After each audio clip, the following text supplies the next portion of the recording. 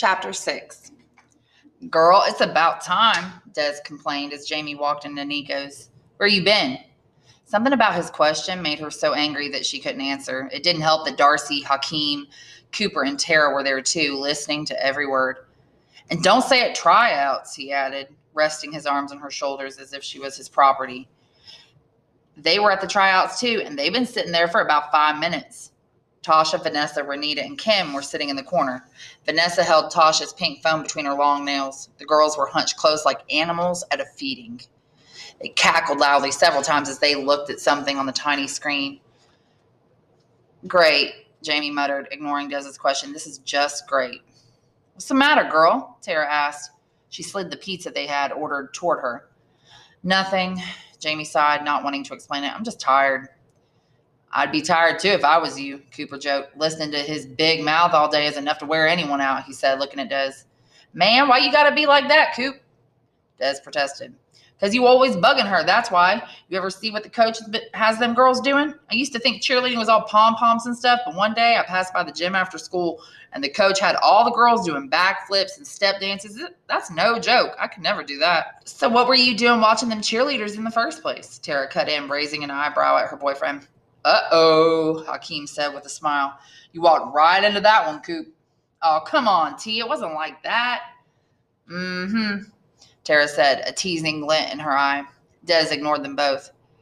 That still don't answer my question. Why are you so late? He asked. Coach Seville wanted to talk to me, okay? Jamie lied. She didn't want to admit that she had sat alone in the locker room wishing she didn't have to go to Nico's or that she will... Coach Seville wanted to talk to me, okay?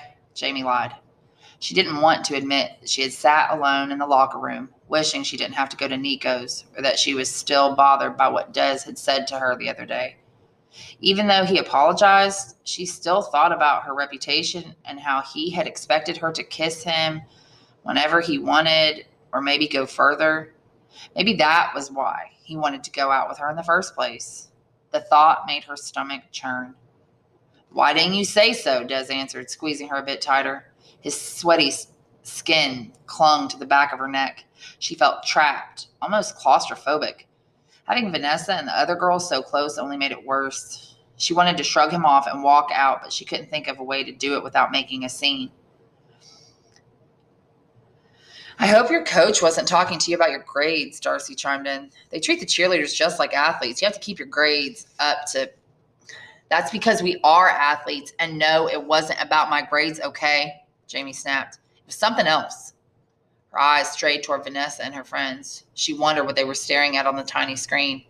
No need to get upset, Darcy muttered. I was just trying to help. Well, you can help by staying out of my business, Jamie snapped, the frustration of the past few days boiling over inside her.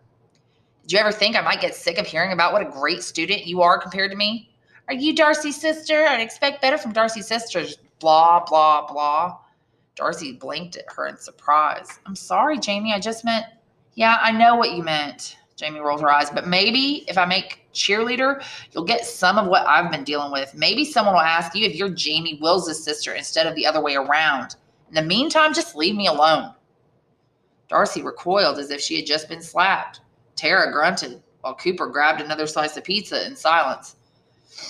For a long time, no one spoke, as if they were too scared to get involved in a fight between sisters. Jamie wished she had skipped Nico's and gone straight home. Hey, Jamie, Des said, when the silence got thick enough to taste. Your girls over there are checking you out. Jamie turned toward the corner booth. She caught Tasha's eye for a split second, just as Vanessa whispered something to her. Tasha giggled, but Jamie could tell it was forced. Tasha almost seemed uncomfortable, the way she had looked the day Vanessa borrowed her phone. What are they up to? Jamie wondered.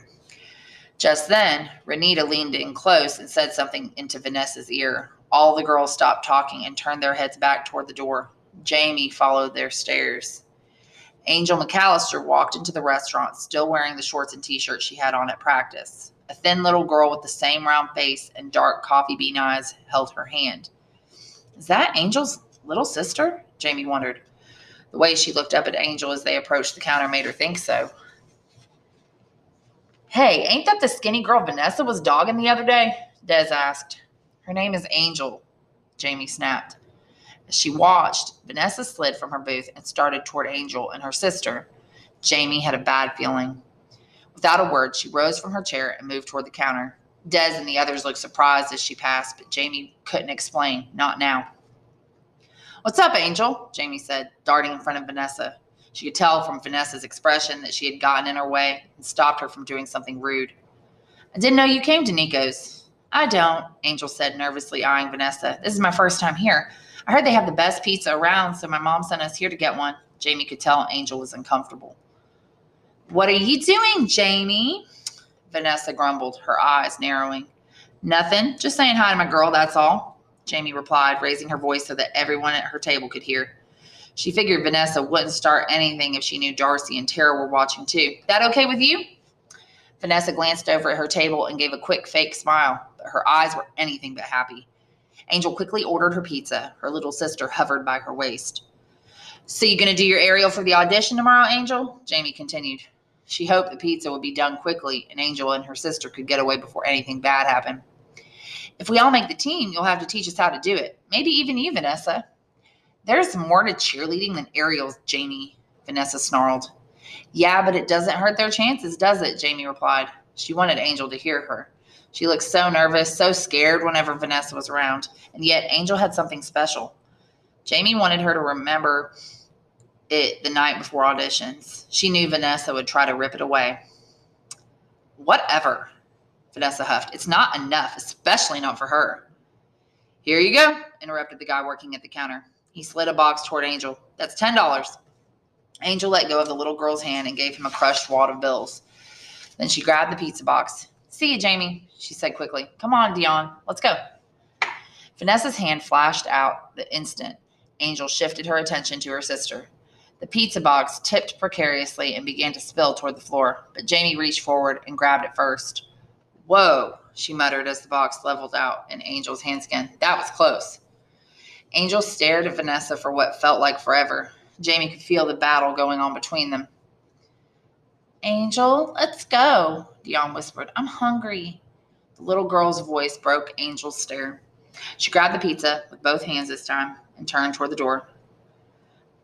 "I'm not going to quit, Vanessa," she said softly. "Coach Seville might not pick me, but I'm not going to quit. I don't care what you do." She nodded at Jamie. "Thanks, Jamie. I wouldn't have had enough money to buy another one." "No problem. I'll teach you the aerial anytime you want." Jamie grinned. "I like that." Angel's little sister lifted her fingers in a wave and gave Jamie a smile as they left. Jamie would have returned to her table, but Vanessa stepped in her way. "You just made a big mistake, Jamie," she hissed.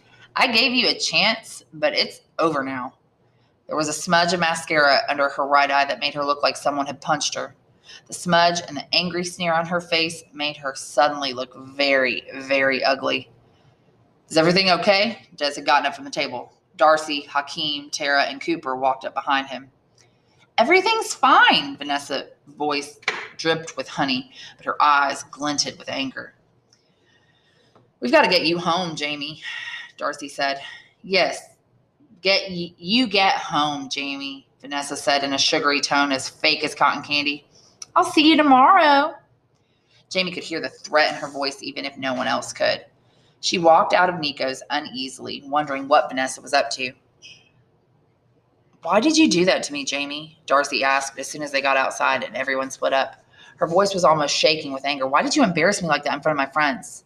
"You do it to me all the time. All I said was that I was stupid, that I have bad grades, and I'm going to get kicked off the cheering squad right after I make it." "That's not what I said," Darcy yelled so loudly that people on the street turned and stared. "But that's what you meant. It's what you always mean when you talk to me, Darcy. Like you think I'm too dumb to do anything, so you've got to nag me all the time. Admit it."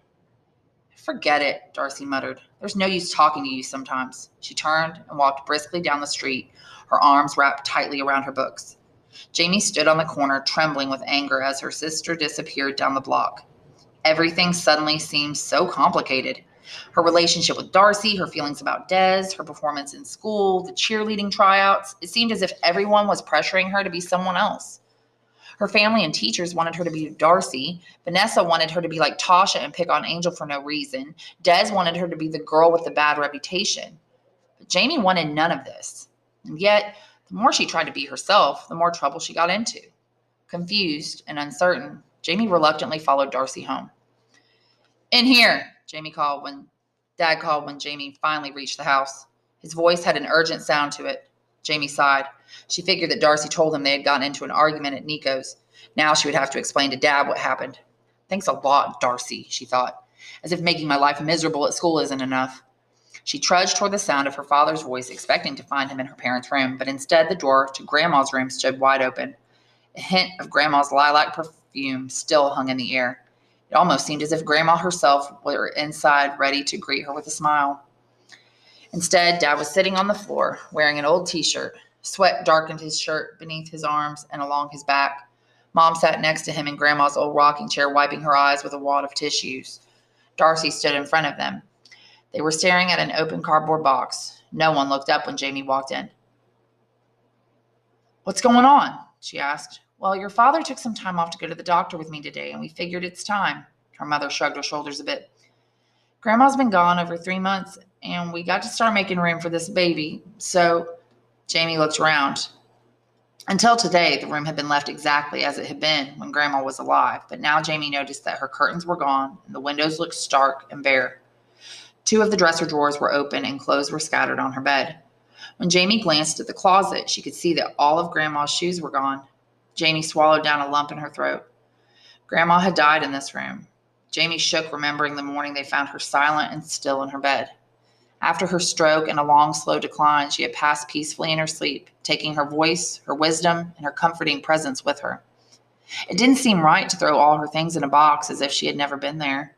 Jamie blinked hard to keep the tears from rolling down her face.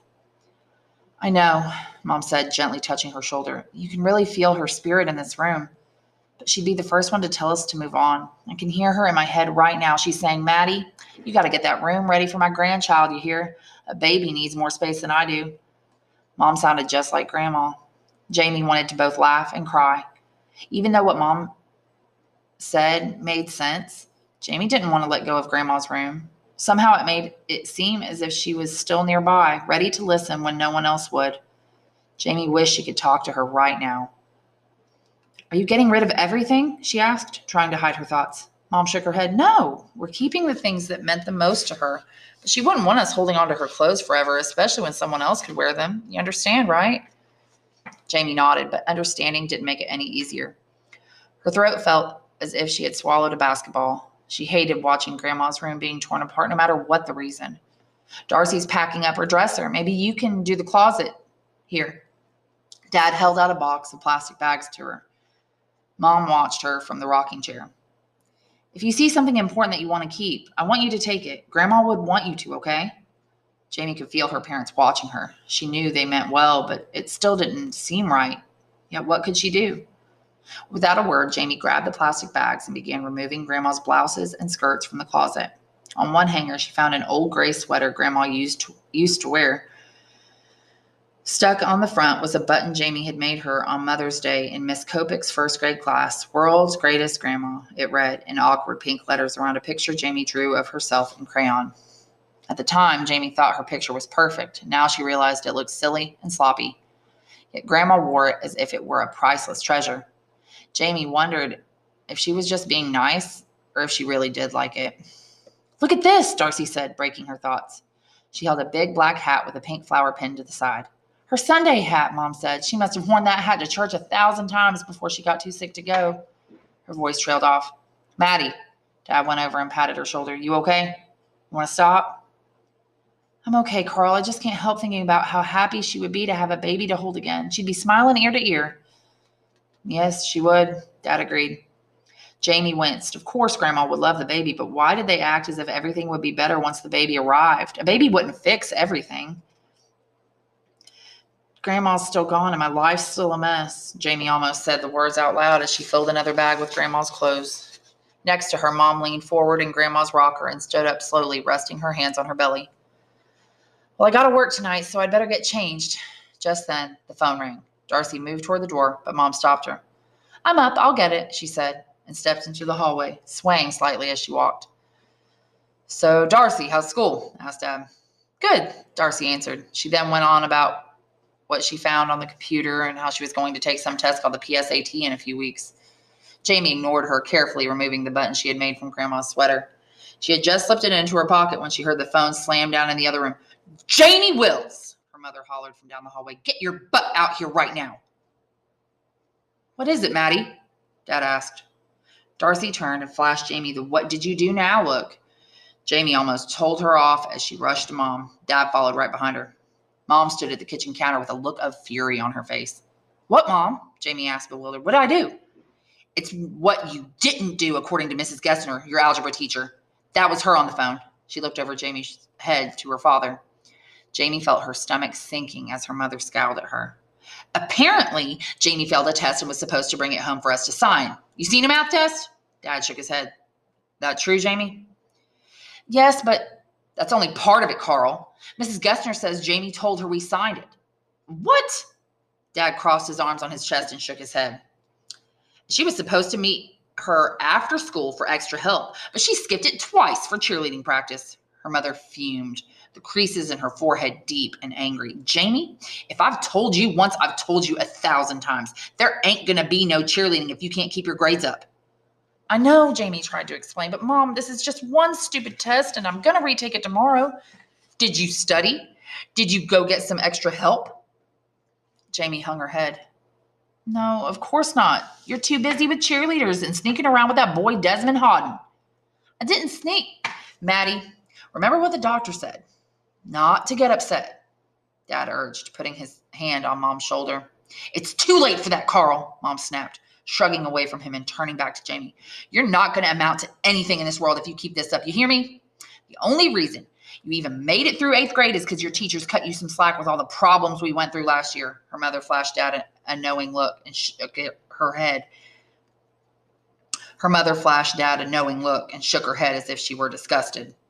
"And after all that in our meeting this summer, you still failed your first test, and you lied to us about it."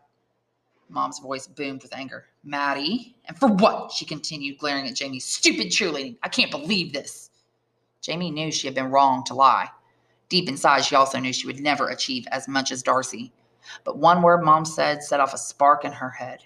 Stupid. She couldn't hold her anger in anymore. "Cheerleading's not stupid," she yelled it back at her mother. "Algebra's stupid." "Oh, so now you got all the answers too, huh?" Mom said, stepping forward and glaring down into Jamie's face. "Let me tell you something.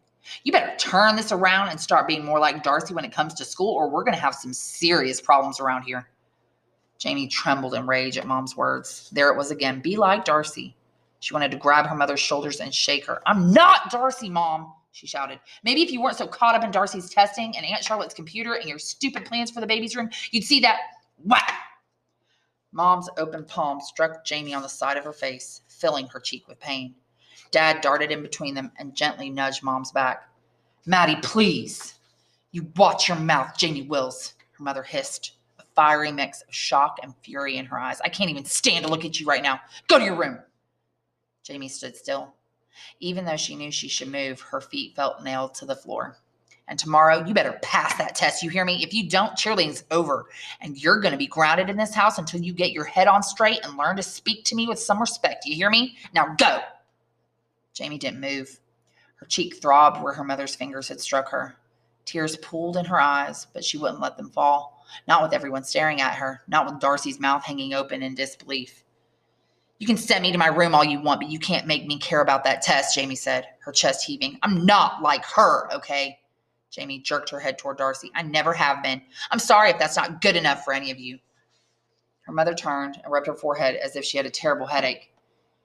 "Jamie, please, just go," Dad said in a low voice, rushing to Mom's side. "It's not good for the baby or your mother to be upset."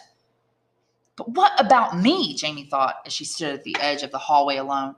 She could feel the tears swirling behind her eyes and Darcy's constant stare pressing over her face. Unable to hide her tears any longer, Jamie hurried to her room and slammed the door.